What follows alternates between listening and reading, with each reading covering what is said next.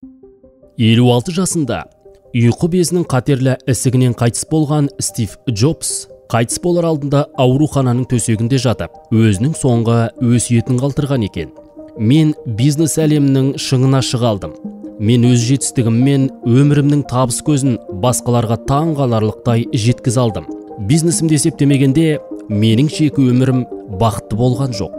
Ең соңында байлық, ақша, дәулетке мас болып, оларды өмірімнің мақсаты болдырып, адасқанымды түсіндім. Мен қазір аурухананың төсегінде өткен өмірімді көз алдымнан өткізіп, түйін жасап жатырмын. Өлімнің алдында жатқанда, менің жеткен жетістігім, байлығым, бизнес мақтанышымның құны, мәні мен сәні түкке татымайтынын түсіндім. Сен бай ауқатты болсаң, біреуді жалдап, жүргізуші болдырып, қалаған жағыңа кетуіңе болады. Бірақ қанша ауқатты, бай қуатты болсаң да, ауруыңды біреуге жүктеп, дертің мен өлімнен қашып құтыла алмайсың. Материалдық байлығыңыздан айырылып қалсаңыз, оны қайтадан табуға және жаңадан жасай аласыз. Бірақ денсаулығың мен өміріңді ешқашан қайтарып ала алмайсыз. Ота бөлмесінде жатқанда, өмірде қайткен күнде оқитын бір кітап барын кейін сезініп білдім. Ол салауатты өмір сүру туралы кітап. Кәрі, жас, сау, ауру болсаң да, бір күні сұм ажал келіп жететінін түсіндім.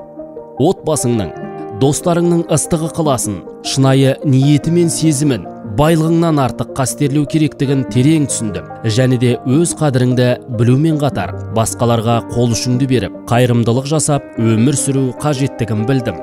Отбасыңның, достарыңның ыстығы ықыласын, шынайы ниеті мен сезімін, байлығыңнан артық қастерлеу керектігін терең түсіндім. Және де өз қадіріңді білумен қатар, басқаларға қол ұшыңды беріп, қайырымдылық жасап, өмір сүру қажеттігін білдім. Жасымыз ұлғайған сайын, біз дүние жалғанға басқаша қарай бастаймыз. Соңында сіз $300 сағатын тақсаң да, $30 сағатын алсаң да, бір уақытты көрсететінін түсінесіз. $300 әмиянын ұстасаң да, $30 әмиянын ұстасаң да, ішіндегі ақшасы өзгермейтінін түсінесіз. $150,000 көлігін мінсең де, $30,000 көлігін алып мінсең де, бір бағыттағы бір жолмен жүретінін білесің. $300 шарабын алып, қанғанша сімірсең де, $30 шарабын жұтсаң да, бірдей мас болатыныңды білетін боласың. 300 квадрат метр сарайда тұрсаң да, 30 квадрат метр пәтерде тұрсаң да, өзің құлшынбасаң, жалғыздықтан шыға алмайсың. Бақыт байлықпен келмейтінін түсінесіз. Бизнес класс немесе қарапайым орындықта отырып ұшсаң да, ұшақ құласа, бірге құритыныңызды ұмытпаңыз. Сондықтан сіздің ойыңызбен бөлісетін нағыз достарың, әңгіме дүкен құрып, сырласатын ескі таныстарың, көңіл көтеріп жұбататын туыстарың, ағаң, әпкең бар болса, сіз бұл әлемдегі ең бақытты адамсыз.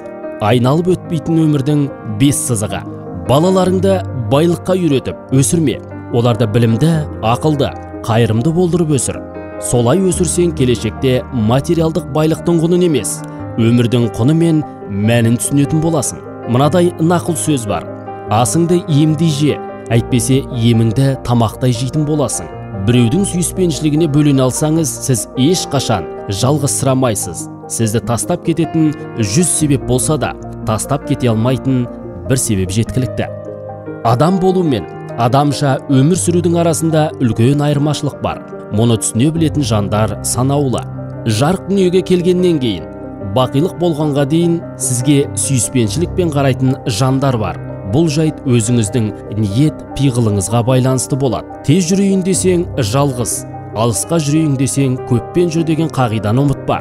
Әлемнің ең озық шипагері күн сәулесі, демалыс, қозғалыс пен жаттығу, дұрыс тамақтану, өзіңе деген берік сенім, алдыңа қойған мақсат және достарың. Өмір бақи, осыларды есіңде сақтап, өз ақылыңмен салауатты, бақытты өмір құра біл.